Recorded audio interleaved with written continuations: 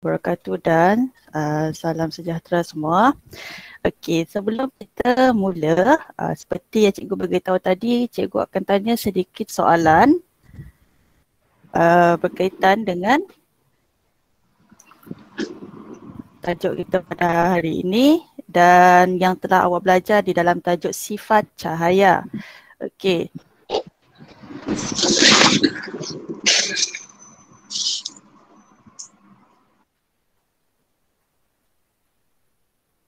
Mana ni? Okey, jadi kalau siapa nak jawab boleh buka mic, and siapa yang segan nak jawab, kalau boleh bukalah mic tu sampai cepat dia dapat. Ataupun kalau boleh respon juga boleh respon dekat chat. Okay, dekat chat. Okay. Jangan menguap dulu ya. Okay, so kita lihat dekat sini. Okay, sebelum ni kita dah belajar tajuk cahaya ni. Oh, saya dengarkah? Saya tak dengar suara cikgu. Tak dengar suara saya? Okay. Siapa tak dengar suara saya? Angkat tangan. Angkat tangan. Dengarkah suara saya?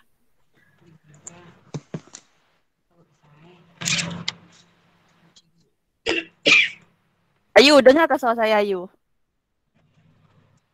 Dengar. Dengar. Okey, okey. Cukup buka volume awak. Volume awak yang tak kuat. Okey?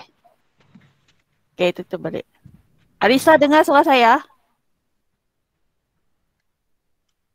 Dengar cikgu. Okey, dengar suara awak pun jelas. Okey. Kita takut volume awak tak dengar jelas. Okey. So, cikgu tanya soalan dulu. Siapa nak jawab, sila buka mic. Jangan buka sekarang sebab takut nanti bising. Ataupun boleh jawab melalui chat. Okey, cikgu akan buka chat dekat sini and cikgu boleh nampak semua jawapan. Oh, apa ni? Okey, selamat pagi. Buku panjang. Tak payah, tak apa, tak ada buku panjang.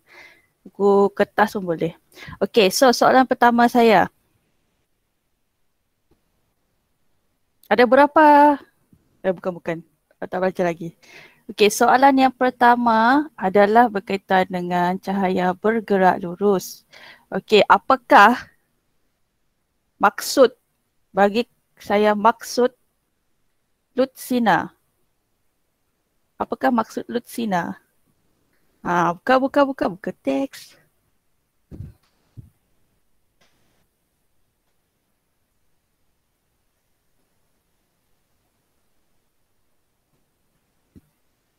Apa maksud Lutsina?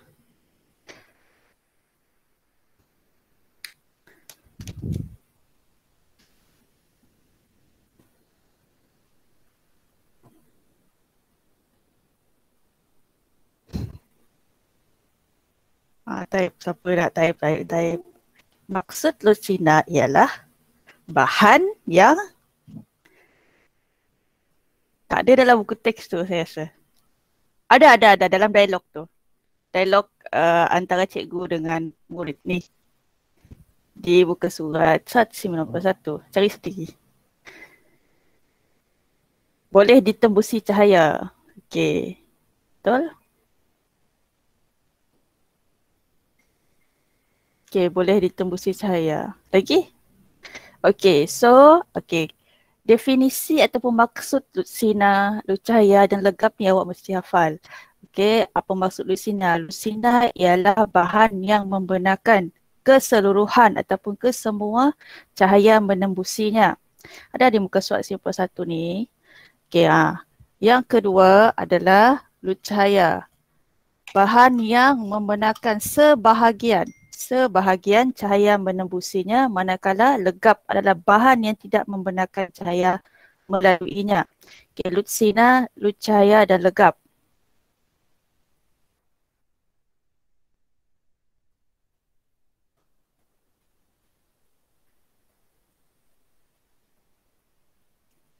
Okey, Lutsina, cahaya dan legap. Definisi ni awak mesti hafal. Okey, soalan kedua saya. Bagikan saya satu contoh objek Lutsina.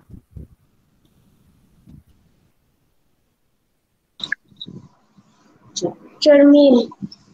Cermin. Kurang tepat. Plastik. Plastik. Cuba spesifikkan lagi plastik tu. Okay. Plastik boleh. Kaca. Plastik jernih, betul. Kaca, betul. Okay. Kaca jernih, plastik jernih. Okay, dia mesti jernih. Okay. Contohnya cermin mata saya ni. Cermin mata saya ni bersifat lutsina. Kalau, lepas tu apa lagi ada dekat sini? Botol air saya ni. Dia bersifat lutsina juga. Sebab saya boleh nampak barang di dalam tu. Macam cermin mata saya pun awak boleh nampak mata saya. Tapi kalau cermin mata hitam, awak tak nampak sangat mata saya. Tu lut cahaya. Kalau legap, macam ni lah. Awak tak nampak muka saya. Tangan saya dilegap. Buku saya ni legap. Tak nampak muka saya. Okey. Kalau cermin mata saya ni, lutsina. Dia boleh ditembusi oleh cahaya. Objek yang boleh menembusi cahaya. Jadi kalau lut cahaya ni, awak pancarkan cahaya. Okey, contohnya cermin mata saya. Awak pancarkan cahaya. Awak pancarkan cahaya kan. Jadi tak akan menghasilkan bayang-bayang dekat belakang. Sebab cahaya boleh menembusi dia. Okey, tapi kalau awak letak objek legap. Awak letak objek legap. Akan hasilkan bayang-bayang dekat belakang ni. Contoh awak selalu main bayang-bayang guna tangan awak. Jadi tangan awak tu dah legap. Bahan lutsina, lut cahaya dengan legap ni bahan-bahan, objek yang ada di sekeliling kita. Okay. So soalan saya seterusnya. Okay. Berikan saya faktor. 2 faktor yang mempengaruhi saiz bayang-bayang. Apa yang menyebabkan saiz bayang-bayang berubah? 2. Kedudukan sumber cahaya dan kedudukan objek. Kedudukan sumber cahaya dan kedudukan objek. Soalan saya adalah saiz bayang-bayang. Faktor yang awak sebut tadi adalah untuk bentuk bayang-bayang. Kat sini kamu jangan keliru di antara saiz bayang-bayang dan bentuk bayang-bayang. Okey. Bagus awak cuba jawab. Okey. Tapi kurang tepat. Okey, itu adalah untuk faktor yang mempengaruhi bentuk bayang-bayang. Soalan saya adalah sebutkan 2 faktor yang mempengaruhi saiz bayang-bayang. Saiz bayang-bayang itu jadi kecil, dia jadi besar.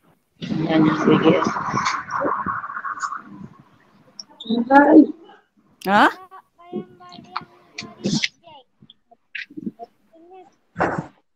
Siapa yang jawab tu? Jarak objek dan sumber cahaya. Yes, jarak objek dengan sumber cahaya. Dan satu lagi adalah jarak objek dengan skrin. Okay, good.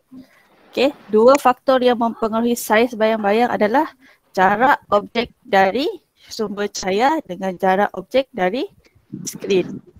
Okay, kalau bentuk bayang-bayang, jarak pula, kedudukan sumber cahaya dan juga orientasi objek.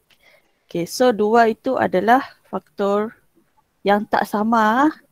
Okay, jangan campur bentuk bayang-bayang dengan saiz bayang-bayang. Okay, sini awak boleh tengok sini.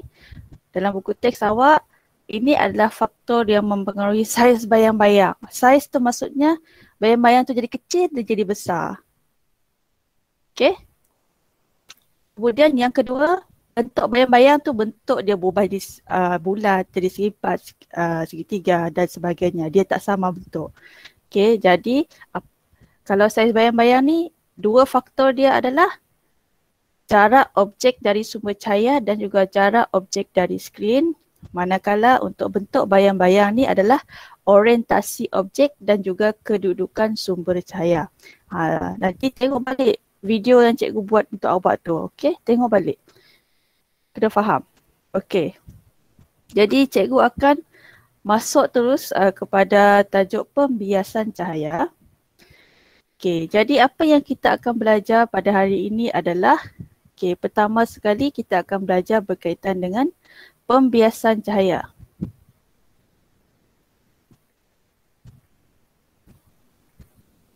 Sekejap. Okey, kita akan belajar berkaitan dengan pembiasan cahaya. Okey, kemudian yang kedua, kita akan belajar bagaimana melukis rajah sinar pembiasan. Okey, melukis rajah sinar pembiasan. Tengok skrin saya yang ada buku teks dan whiteboard. Okey, sebelum ni kalau pantulan cahaya, kamu ada juga lukis berkaitan dengan rajah sinar pantulan cahaya. Okey, kemudian yang ketiga, peralatan dan peristiwa yang mengaplikasikan pembiasan cahaya. Jadi ada beberapa peralatan yang dicipta yang menggunakan konsep pembiasan cahaya untuk memudahkan kerja manusia dan juga peristiwa yang melibatkan pembiasan cahaya.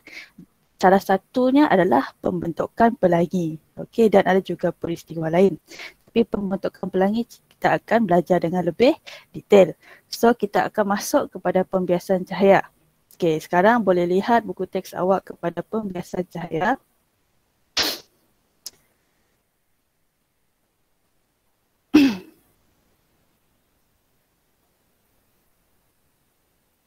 Okey, so siapa boleh nyatakan kepada saya apakah maksud pembiasan? Boleh type ataupun boleh boleh buka mic. Pembiasan cahaya. Ya.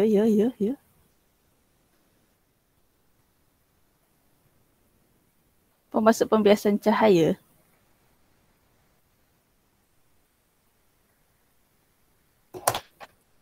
Pembiasan ialah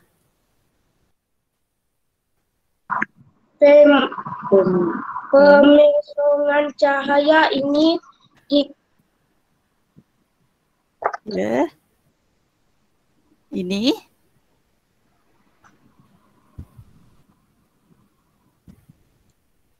ialah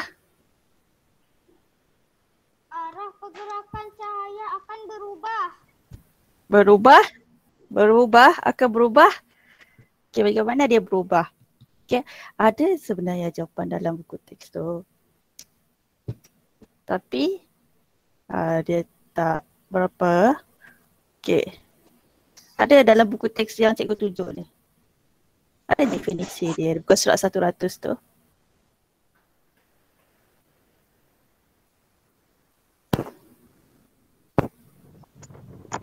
Cahaya bergerak melalui dua medium yang berbeza. Okey. Good. Okey, itu adalah definisi pembiasan cahaya. Pembiasan cahaya adalah cahaya yang bergerak daripada dua medium yang berbeza. Okey, dua medium yang berbeza. Ni dia.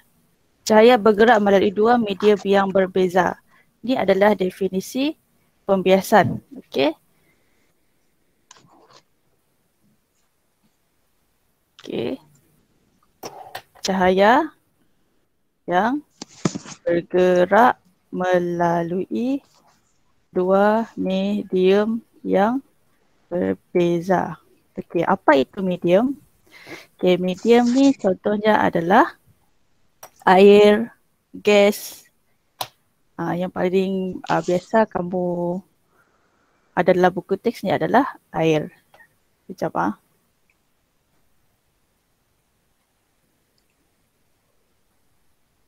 Sorry. Awak ya. Okey, jadi pembiasan cahaya ialah cahaya yang bergerak melalui dua medium yang berbeza. Contohnya dua medium tu adalah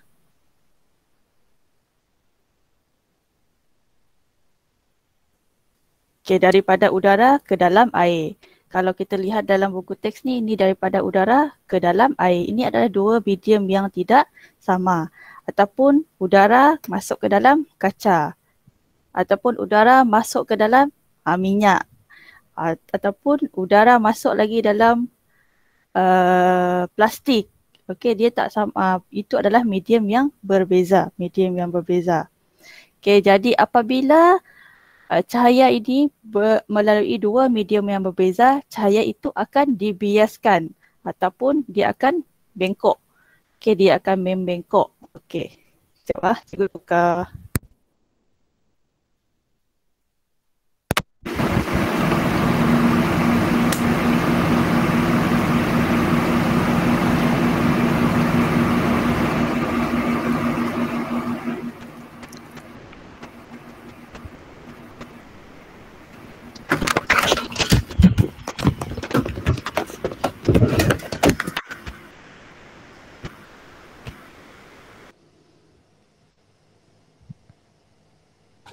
Boleh dengarkah suara saya?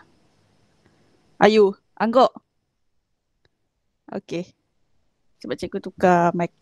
Okey, sekarang kita akan lihat balik. Okey. Contohnya dua medium berbeza ni tadi, ni adalah air, ni adalah udara. Okey. Jadi contoh ni adalah cahaya daripada luar. Okey, contoh ni adalah cahaya daripada luar udara. Jadi apabila dia masuk ke dalam medium yang tak sama, jadi cahaya tu akan bengkok lagi sikit. Okey. Jadi bila dia keluar balik daripada air ni, okey, dia akan lurus balik sama. Okey, dia akan lurus balik. Dia ikut balik. Dia ikut balik yang kat luar tadi. Okey. Jadi awak kena ingat macam ni saja. Okey, macam ni saja. Okey, dia akan bengkok sikit, dia tak sama. Okey, so ini adalah lebih kurang macam rajah sinar pembiasan cahaya. Okey, saya ulang balik. Okey, sekarang cikgu akan lukis balik rajah sinar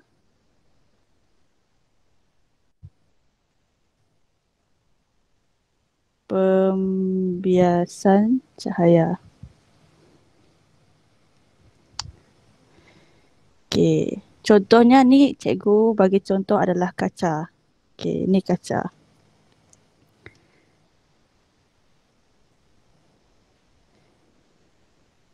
Okey, ni kaca. Okey, kemudian ni adalah cahaya yang datang daripada luar. Okey. Cahaya dari luar. Kemudian apabila dia masuk ke dalam medium yang tak sama, okey, dia akan berubah lagi. Cahaya tu akan bengkok. Tak sama. Okey, jadi dua cahaya ni kita namakan dia yang pertama yang di luar ni adalah kita panggil dia sinar tuju. Okey, yang selepas dibias ni kita panggil dia sinar bias. Okey. Dia sama juga macam dalam pantulan cahaya, sinar tuju dan sinar pantulan. Kalau dalam pembiasan cahaya, sinar tuju dan sinar bias. Okey, sinar tuju dan sinar bias. Okey, kena ingat ni adalah rajah sinar dalam pembiasan cahaya. Okey, saya lukis lagi. Okey, contoh yang lain. Okey, contoh ni, okey, ni adalah cawan. Okey, cawan ni berisi air. Okey, berisi air. Okey. Okey, contohnya cahaya daripada luar masuk ke dalam air. Okey, ni 30 sudut dia. Okey, 30. Jadi apabila dia masuk ke dalam air, saya tulis bawah sikit. Apabila dia masuk ke dalam air, okey, ni sudut dia 30.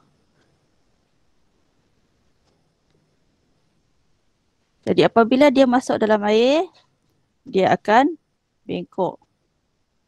Makin ke atas. Bukan makin macam ni ya. Dia makin ke atas. Okey, tadi 30, mungkin ni jadi 10.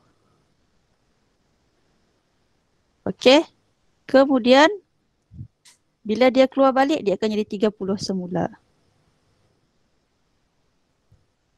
Okey. Okey. Jadi yang ni, yang di luar ni, kita panggil dia sinar tuju. Ini sinar bias. Dan ni lagi kita panggil dia apa? Siapa boleh jawab? Sinar apa awak rasa? Sinar tuju ke sinar bias? Sinar bias. Okey. Ni sinar tuju. Okey, bila dia keluar balik, kita panggil dia sinar tuju semula. Okey. Okey. Sinar tuju dan sinar bias. Okey, saya Okey, sekarang cikgu akan bagi situasi di mana pembiasan cahaya itu berlaku dengan objek. Okey, kenapa awak perlu belajar ni? Okey, contohnya ni tadi cawan. Okey, cawan yang berisi air dan di dalam dia ada sudu. Okey, sudu. Okey. Sudu lah ni. Okey. Jadi ini mata awak. Okey, ni mata awak. Mata awak sedang lihat sudu. Okey.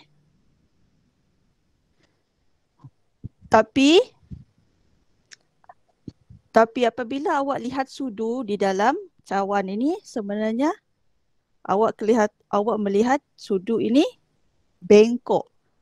Okey. Nanti lepas ni awak cuba masukkan sudu ke straw ke. Okey.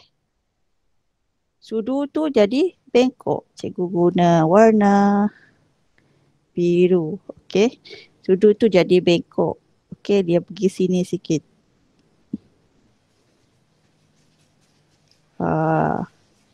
Ini yang awak nampak. Okey, ni yang awak nampak. Okey. Jadi ini yang awak nampak sebenarnya. Awak boleh lihat dalam buku teks tu macam ni. Okey? Macam ni. Okey. Selain daripada tu juga situasi yang lain adalah seperti di dalam kolam. Okey, ataupun sungai. Okey, ini tebing sungai. Ni sungai. Okey, ini adalah darat ataupun tebing. Kamu dekat atas ni. Okey, kamu di atas ni. Apa saya lukis ni? Okey, kamu atas ni. Kamu sedang lihat ada ikan di dalam ni. Okey, ini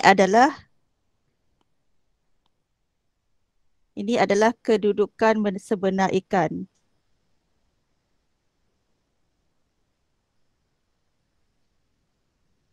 Tapi apa yang awak lihat adalah, saya lukis kat sini, awak nyatakan kat mana sebenarnya awak lihat. Ini kedudukan sebenar ikan. Saya lukis 1, 2. A atau B yang awak lihat? A atau B yang awak lihat?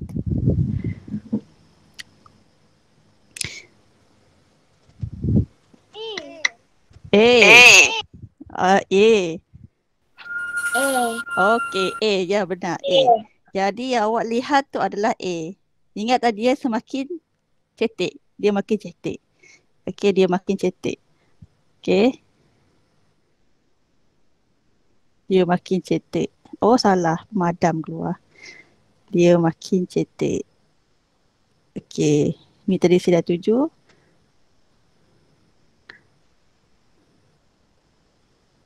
Okey, macam ni. Okey. A, dia makin cetek. Okey, ini adalah pembiasan cahaya. Sebenarnya ikan tu dalam lagi. Tapi apa yang awak lihat, dia dekat dengan awak. Okey, dia dekat, contoh dia macam hampir dengan permukaan sungai. Okey, jadi ini adalah contoh pembiasan. Okey. Okey, seterusnya ini kita dah belajar ke melukis Raja Selina. Sekarang kita akan pergi kepada peralatan ataupun peristiwa yang melibatkan pembiasan cahaya. Okey. Yang ini tidak ada di dalam buku teks. Okey, tidak ada dalam buku teks. Jadi boleh salin ke apa ke, ingat ke. Okey. Okey, pertama sekali kita akan pergi kepada peralatan. Okey, peralatan dan peristiwa ni tak sama. Okey. Okey, peralatan dan juga peristiwa. Okey, peralatan dan juga peristiwa. Okey, peralatan ni objek. Okey, objek. jangan salah, ini peralatan ni objek yang dicipta oleh manusia yang untuk kegunaan kehidupan seharian. Manakala peristiwa adalah fenomena yang berlaku. Okey, jadi contoh yang pertama, okey, peralatan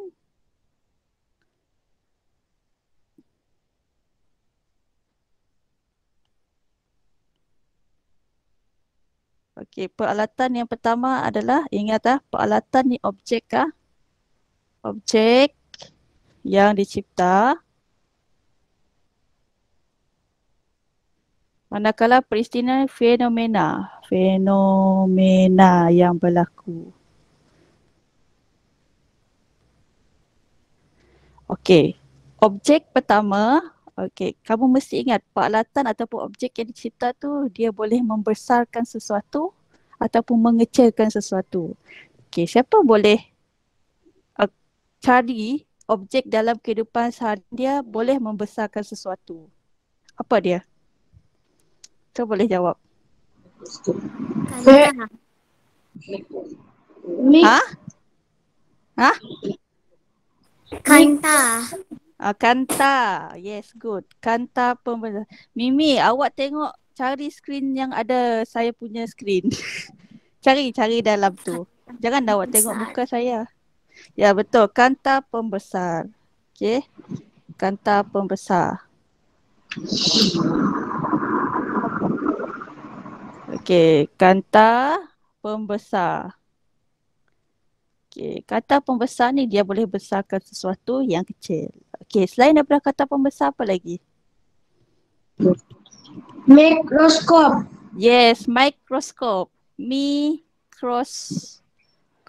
Okey, mikroskop ni digunakan untuk melihat benda yang halus, digunakan untuk melihat mikroorganisma. Mikroskop ni kita akan baca masa tahun 6. Okey, ada. Kemudian lagi? Ada lagi? Yang membesarkan sesuatu yang awak Teleskop. Yes, good. Teleskop. Oh. Yes, betul. Teleskop. Teropong.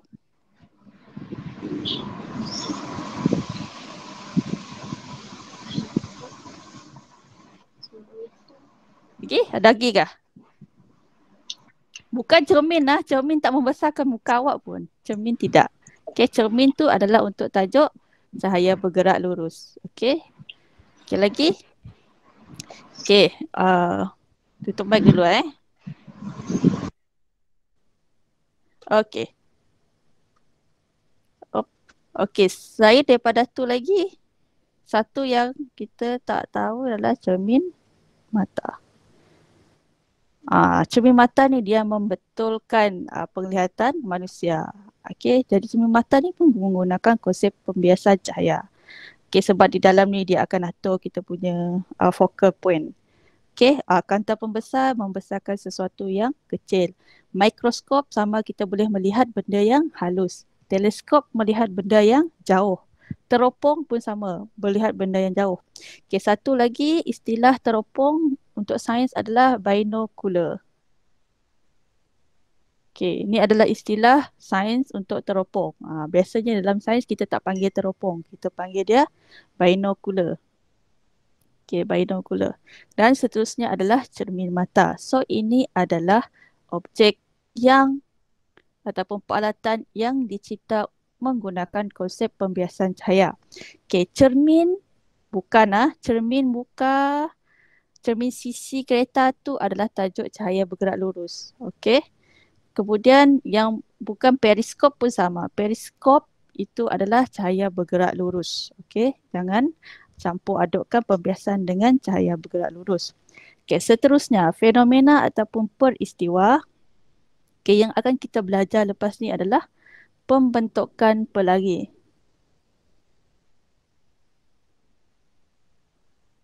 Okay, pelangi sebenarnya adalah disebabkan oleh pembiasan cahaya. Lepas ni cikgu akan terangkan. Okay, yang kedua, okay, boleh ni. Lagi adalah yang ini tadilah. Yang dua ni. Okay. Kalau soalan tanya, berikan peristiwa yang melibatkan konsep pembiasan cahaya. Kamu boleh tulis pembentukan pelangi ataupun kamu boleh tulis sudu kelihatan bengkok di dalam air. Okey, ini adalah fenomena. Okey. Yang ketiga, air kolam ataupun sungai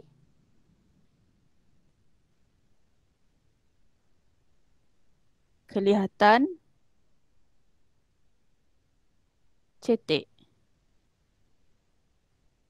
Okey. Selain daripada tu, kamu boleh tulis kalau kamu letak objek di dalam air, contohnya duit shilling. Okey, saya nak tanya apa yang kamu boleh nampak kalau kamu letak duit shilling dalam air? Ni duit shilling. Apa yang kamu nampak kat luar? Apa yang berlaku? Bengkok kah shilling tu? Pembatasan cahaya. Apa yang berlaku dengan shilling tu? Saiz membesar. Ya, betul. Saiz dia membesar. Skin saya hilang kah? Nampak ke skrin saya? Apa sini? Nampak Oh, cikgu. nampak. Cikgu tak nampak dekat sini. Okey, tak apa. Okey. Jadi duit shilling membesar di dalam, bukan dia membesar, istilah saya ni. Kelihatan besar. Dia tak membesar pun. Kelihatan besar di dalam air. Okey, so ini adalah antara fenomena. Awak ingat yang ini sajalah. Okey, yang ini saja cukup. Okey, cukup untuk kita membuktikan fenomena yang berlaku berdasarkan konsep pembiasan cahaya. Okey. Okey, sekarang kita pergi kepada pembentukan pelangi.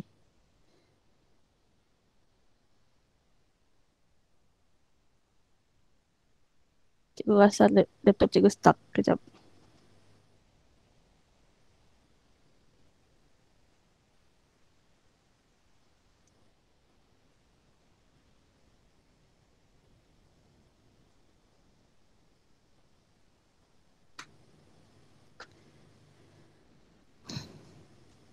Okey.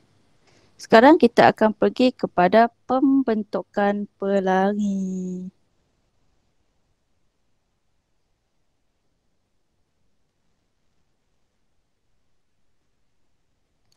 Pembentukan pelangi. Okey, pembentukan pelangi. Okey, biasanya bila berlaku pelangi ni? Okey, biasanya pelangi berlaku bila? Selepas hujan. Selepas hujan. Hujan panas. Hujan panas. Ada yang tak nampak sikit cerita pembentukan pelangi.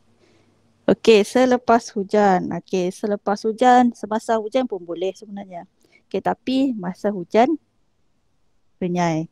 Hujan rintis-rintis. Okey, selepas hujan. Bukan lepas hujan lebat lah, lepas hujan renyai. Macam mana je renyai? Hujan rintis. Okey, ataupun semasa hujan renyai. Renyai. Bukan hujan lebat lah, bukan hujan kilat. Okey, contohnya awak kat sini. Okey, masa hari hujan lah hujan. Okey, ataupun dekat sebelah sini hujan. Awak dekat sebelah sini. Dekat sebelah sini hujan. Okey. Kenapa dia mesti masa hujan rintis ataupun hujan renyai? Sebab masa tu matahari masih ada, masih nampak. Okey. Jadi dia sebenarnya ada kaitan dengan cahaya matahari dengan air. Okey, cahaya matahari dengan air. Contohnya ni adalah cahaya matahari.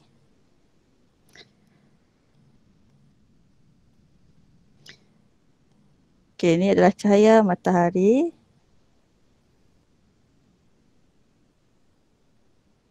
Okey, jadi ini adalah air hujan. Okey, hujan rintis-rintis.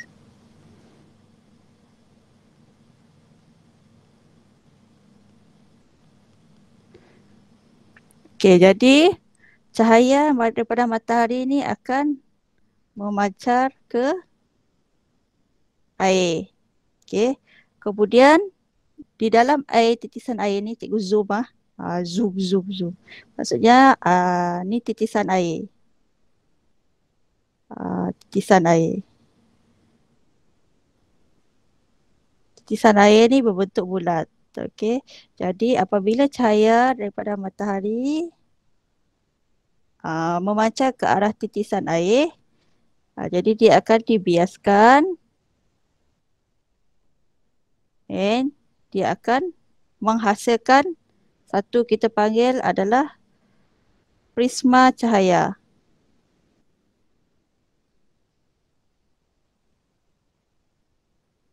Okey. Dan prisma cahaya ni lah yang akan membentuk pelangi. Okey. Yang akan membentuk pelangi. Okey. Jadi pelangi ni ada warna. Okey. Pelangi dia ada warna pelangi. Dan kamu mesti hafal warna pelangi. Okey. Warna pelangi. Okey. Jadi siapa boleh bagi tahu saya apa urutan warna pelangi? Merah. Lagi? Okey.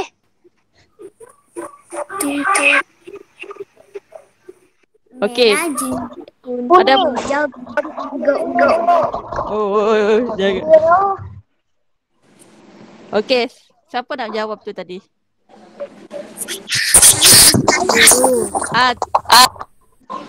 Okey, kelas.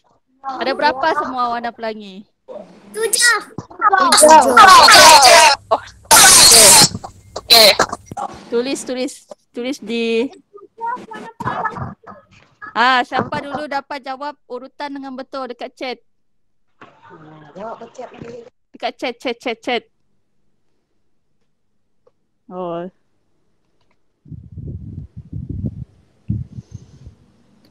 Jangan jawab satu-satu. Mana saya tahu awak tu.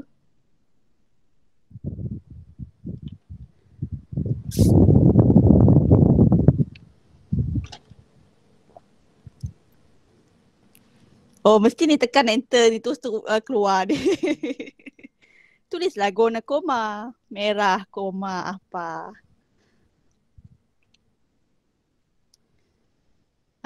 Mimi dulu. Alah Mimi. Ada yang terbalik lah. Merah jingga kuning. Hijau biru terbalik ujung tu. Ayu dulu. Merah. Mimi dia terbalik ungu dengan indigo. Okey, betul Ayu. Merah jingga kuning, hijau biru, indigo ungu. Okey, good. Erin pun sama betul. Okey, good. Okey, dah boleh. Okey, sekarang kita akan lihat satu video berkaitan dengan pembentukan pelangi. Okey, satu video berkaitan dengan pembentukan pelangi. Bukan video Upin Ipin lah. Betul lah video Upin Ipin. Okey, jadi dalam video tu dia akan bagi tahu kamu cara bagaimana nak hafal urutan warna pelangi. Kejap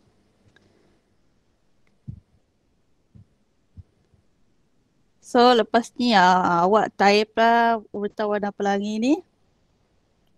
Tampal dekat atas katil awak. Ni hafal. Nanti bila pelangi keluar betul tak ni? Merah, jingga, bla bla bla sampai ungu. Okay.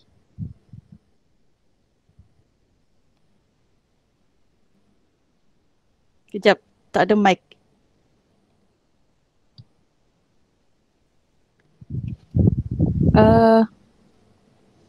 Boleh dengarkah suara ni?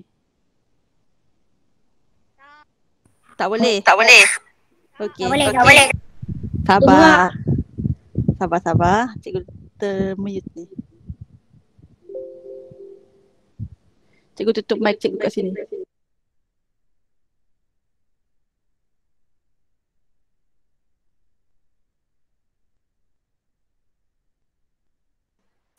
Saya tak dengar cikgu.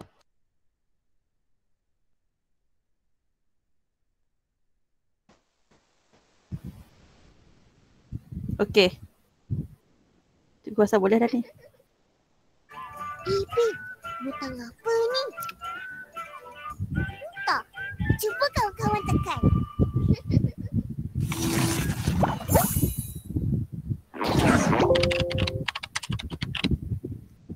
Tengok ah.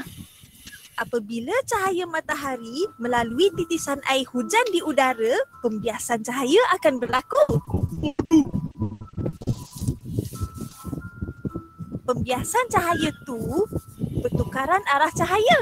Bila cahaya yang gerak lurus dibelokkan, jadilah pelangi. Faham? Tak faham lah. Tak faham tak apa. Cuba bagi tahu cikgu berapa warna pelangi. Pandai. Apa warna-warnanya?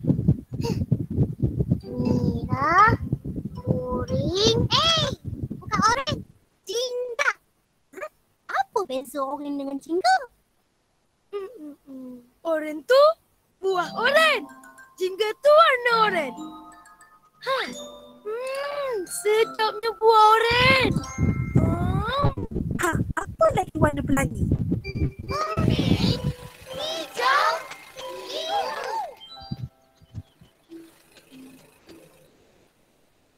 Salah ni. Baru hijau. Betul lah. Hijau, biru lepas tu. Mana pula? Iya. Pasal warna pun nak gaduh? Kak, macam mana susunan warna pelangi? Itu pun tak tahu. Bukan tak tahu. Habis tu, Tak ingat. samalah tu. Macam ni. Ingat ayat ni. Tulis ni ya. Ingat ayat ni. Mari jual kacang hijau bersama Ipin Upin. Mari jual kacang hijau bersama Ipin Upin. Hah? Mana boleh? Nama Upin dulu. Upin kan abang?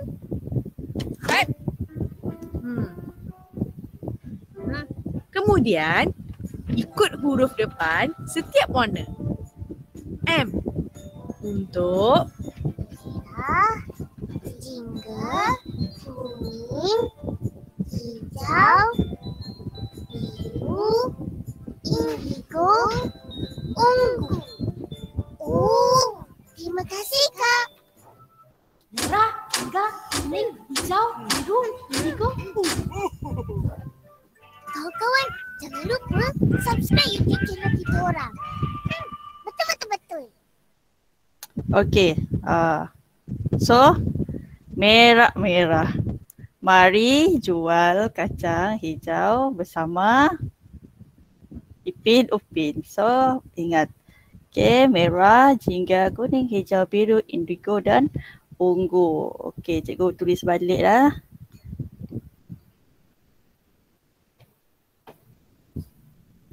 Mari jual kacang hijau bersama Ipin Upin. Okey, merah, jingga, kuning, hijau, biru, indigo, ungu. Okay, so hafal warna-warna pelangi ni. Okay, so